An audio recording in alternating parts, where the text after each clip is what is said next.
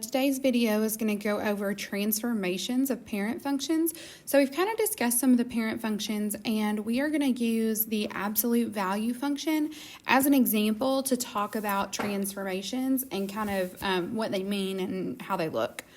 So the parent function we're going to use, like I said, is the absolute value function. So we'll have f of x equals absolute value of x. And that graph starts at the origin, the parent graph does, and goes at a 45-degree angle in both directions. So that is what we are starting with.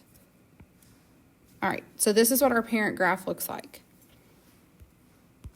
And this says that transformations change the position or size of a figure. They can be applied to parent functions. So basically, we're going to pick this function up and move it around. So we might, we might pick it up and move it over here. We might move it down here, up, down, over. We could flip it upside down, whatever we want to do. So the first translation that we're going to talk about, or transformation, is number 1 on your graphic organizer. And we're going to look at what this does to our values. So if we have a table, which you can also use a calculator to do this, but we always put our vertex in the middle. So when we find the vertex of an absolute value function, we set the middle equal to 0. And so we get x equals -2. So we're going to get -2 here. And that's going to give us a 0 when we plug it in, because -2 plus 2 is 0. Absolute value of 0 is 0. So at -2, 0, we're going to have a point.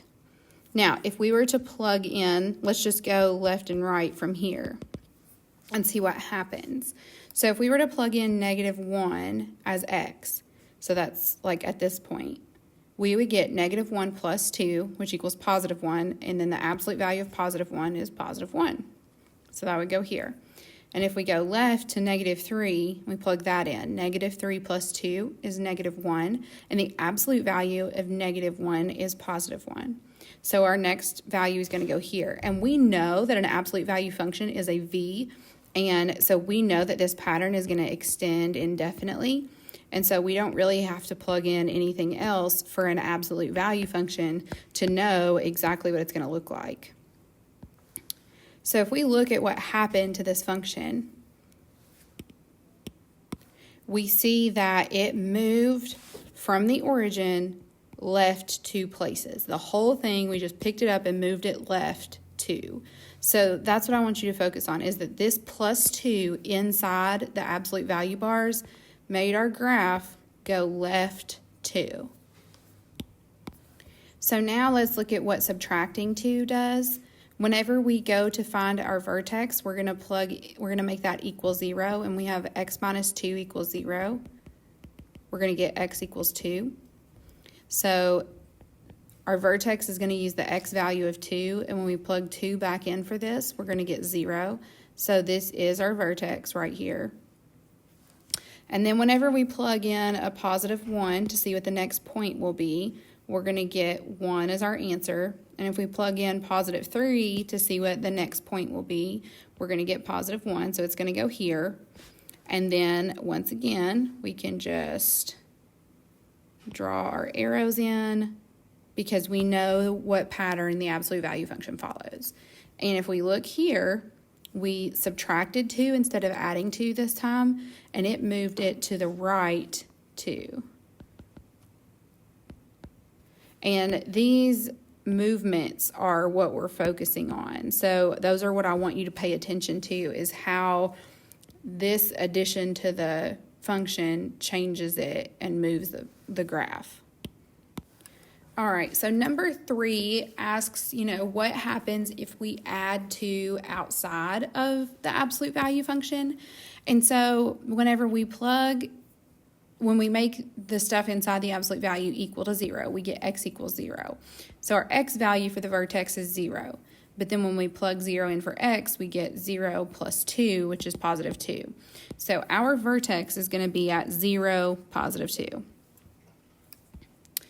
Then we're going to plug in 1 on each side to see what direction it goes.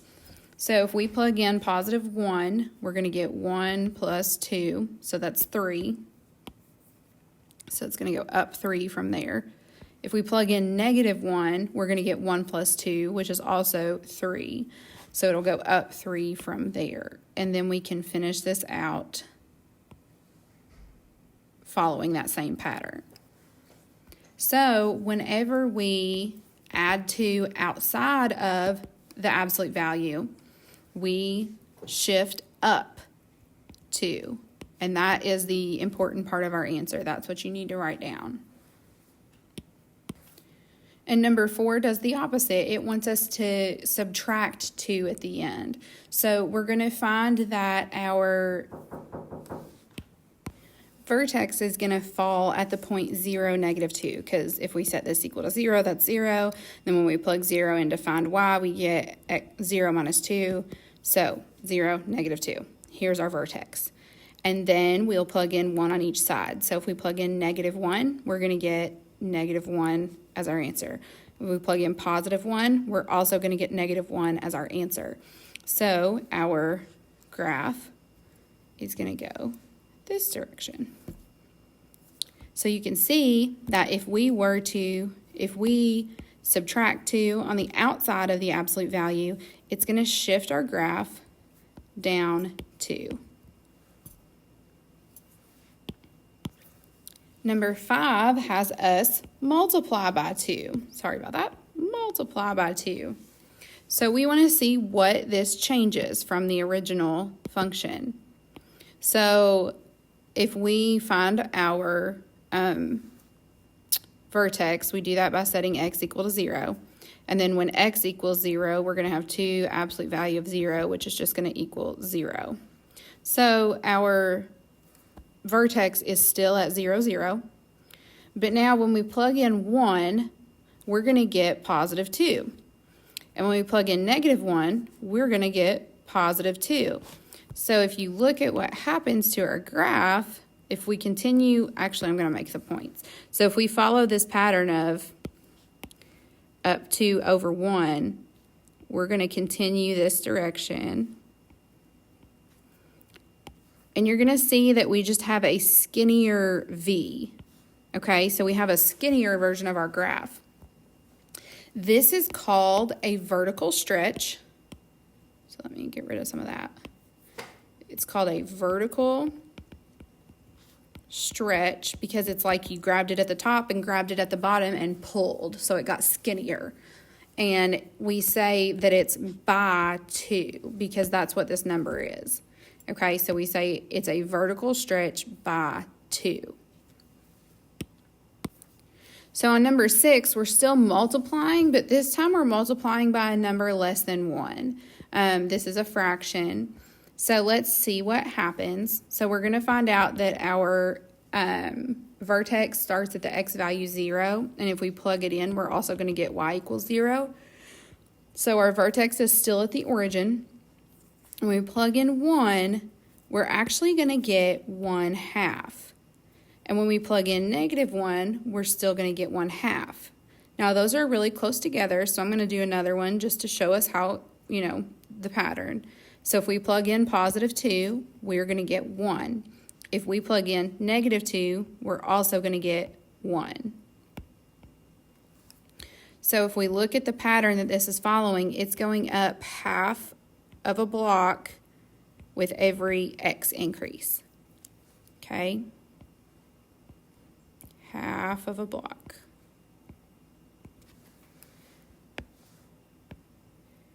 This is called a vertical compression because it's like you put your hand at the top and put your hand at the bottom and you squished it together. You compressed it. So vertical compression by 1/2 because that's what this number is.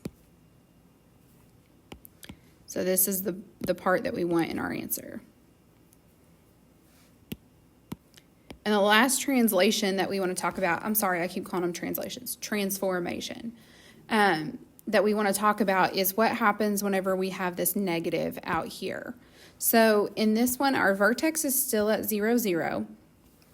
But when we plug in positive 1, That's going to give us negative absolute value of 1. Well, the absolute value of 1 is 1, but we still have that negative out there. So we're going to get negative 1. Now when we plug in negative 1, we're going to get negative absolute value of negative 1. Well, this equals 1, but we still have to bring down the negative. So we're going to get negative 1 again. So if you look, this is going to cause our function to go upside down. This is called a reflection across the x-axis.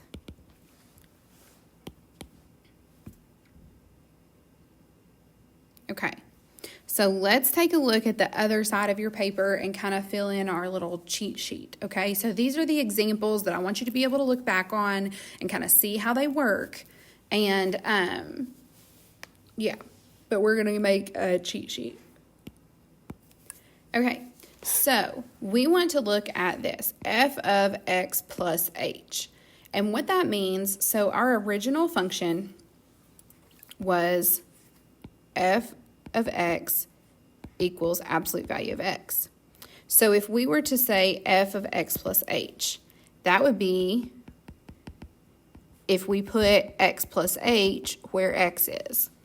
Okay, so if we look at the left side of our paper where we just did all of those different shifts, different transformations, and we find a function that does this. This is going to associate with number 1 from our examples. It was f of x equals x plus 2.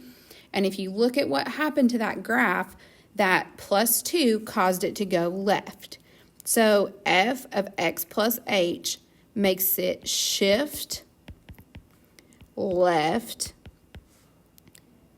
h units. Okay, so if this is a plus, it's going to go left this many units. So our next transformation that we want to talk about is if we have x minus h. And so in our absolute value function, this would look like absolute value of x minus h. So if we look over to the examples that we did, the one that looks like this is number 2. And if you look at what it did when we subtracted 2, it made our function shift right 2 units. But this is a generic form, so we're going to say h units. Okay, so then our next transformation is if we add a number. So if we had f of x plus k, that means we're going to write whatever f of x was, so absolute value of x, and then we're going to add k on the end.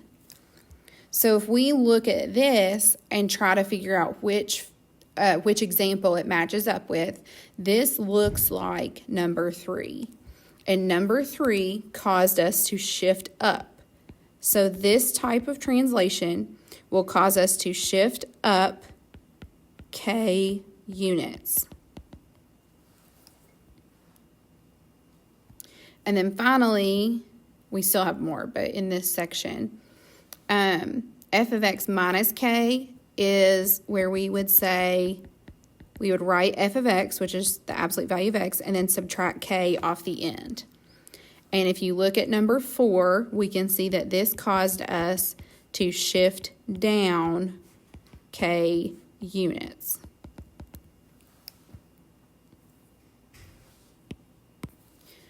All right, so the next part are called dilations, and we're going to look at what those are. So whenever we have a times f of x, an absolute value of a is greater than 1. So that means forget whether it's positive or negative, is the value bigger than 1 or smaller than 1? So if the value is greater than 1, the example might be for our absolute value function, we want to find an example where we multiplied by something where a was greater than 1, or absolute value of a was greater than 1. So f of x equals 2 square root of x.